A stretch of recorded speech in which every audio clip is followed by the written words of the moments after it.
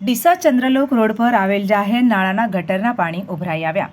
Deesa Chandralok road પર આવેલ શારદા સાડી શોરૂમની સામે પૂનમ પ્લાયવુડની બાજુમાં આવેલ જાહેર નાળા પર ગટરના પાણી ઉભરાઈ આવી વર્ધમાન સોસાયટીના રોડ પર વહી આવતા સ્થાનિક લોકો ત્રાહિમામ પોકારી ઉઠ્યા છે। અહીંના સ્થાનિક લોકોનું કહેવું છે કે અમે લોકો છેલ્લા 20 વર્ષથી હેરાન થઈ રહ્યા છીએ, છતાં પણ તંત્ર દ્વારા કોઈ નિકાલ લાવવામાં આવ્યો નથી। આ નાળું કોલેજ રોડથી શરૂ થઈ Vardhman society, college road, Chamunda society, Yogeshwar park વગેરે આજુબાજુના વિસ્તારમાંથી પસાર થાય છે। આ નાળામાં વર્ધમાન સોસાયટી, ઓસવાલ, વાડીવાળી ગલી વગેરે વિસ્તારોના સંડાસના કનેક્શનોના ડાયરેક્ટ જોઈન્ટ આપેલ હોવાથી નાળામાં ભયંકર ગંદકી થાય છે, જેનાથી નાળામાં ભયંકર મળ જમા થવાને કારણે ભયંકર દુર્ગંધ મારે છે, જેનાથી આજુબાજુની દુકાનદારો દુકાનોમાં બેસી શકતા નથી અને રાહતદારીઓને પણ ઘણી તકલીફ પડે છે। ડીસા નગરપાલિકાની કચેરી દ્વારા ભૂગર્ભ ગટર ન બનાવેલ હોય તે કારણસર આ વિસ્તારમાં મકાનોના સંડાસના કનેક્શનો નાળામાં આપેલા છે। વર્ધમાન સોસાયટીના સ્થાનિક લોકોનું કહેવું છે કે આ નાળાની સાફ સફાઈ વારંવાર રજૂઆતો કરવા છતાં સફાઈ માટે કોઈ આવતું નથી। નાળામાં એટલી ગંદકી છે કે આનાથી નાના મોટા સૌ કોઈ બીમારીનો ભોગ બને છે। નાના બાળકોને ગટરનું પાણી સોસાયટીમાં ભરાઈ રહેવાના કારણે રમવાની જગ્યા મળતી નથી। આ સોસાયટીના લોકોનું કહેવું છે કે આગળની ઘણી બધી સોસાયટીનો મળ આ સોસાયટીમાં આવે છે અને એમનો કચરો અહીંયા આવે છે, જેનાથી અસહ્ય દુર્ગંધ અને ગંદકી ફેલાય છે। આ સોસાયટીના નાળામાં ગટર પાણી અને ગંદકીના કારણે ભયંકર રોગચાળો ફાટી નીકળે તેવી દહેશત ઊભી થઈ છે।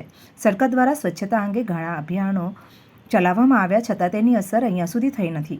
ડીસા નગરપાલિકા અને આરોગ્ય અધિકારીશ્રીની કચેરી ડીસામાં વારંવાર રજૂઆતો કરવા છતાં પણ કોઈ નિકાલ આવતો નથી। ડીસા નગરપાલિકાના લોકો આવીને જોઈને જતા રહે છે, પણ તેમના દ્વારા કોઈ નિકાલ લાવવામાં આવતો નથી। વર્ધમાન સોસાયટીના લોકોની માગણી છે કે તાત્કાલિક ધોરણે આ સમસ્યાનો ઉકેલ લાવવામાં આવે અને નાળાની સાફ સફાઈ કરવામાં આવે તેમજ ભૂગર્ભ ગટરની વ્યવસ્થા કરવામાં આવે, જેથી કરીને ગટરના પાણી અને ગંદકીથી છુટકારો મળે। શાંતાબેન દશરથલાલ મોદી છે। હું આ શેરીમાં આ સોસાયટીમાં 35 વર્ષથી રહું છું। આ ગટરમાં કોઈ સફાઈ કરવા આવતો નથી। કૂતરા હોય, ભૂંડ હોય, ગમે હોય એ ગટરમાં નાખી જાય છે ને બહુ શોરમ મારે છે। મળમૂતર આવે છે ઘરમાં, છોકરા બીમાર થાય છે, કોલેરા થાય છે, પણ આજ સુધી કોઈ દેખવા આવ્યું નથી। અમારે અહીંયા દારૂની બોટલો વર્ધમાન સોસાયટીના એક આ પહેલો ભાગ છે, બીજો ભાગ છે।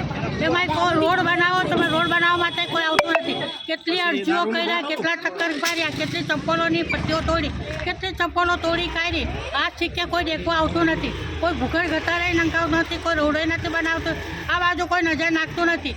ગ્રાન્ટ પાસ થાય છે પણ ગ્રાન્ટના રૂપિયા જાય છે।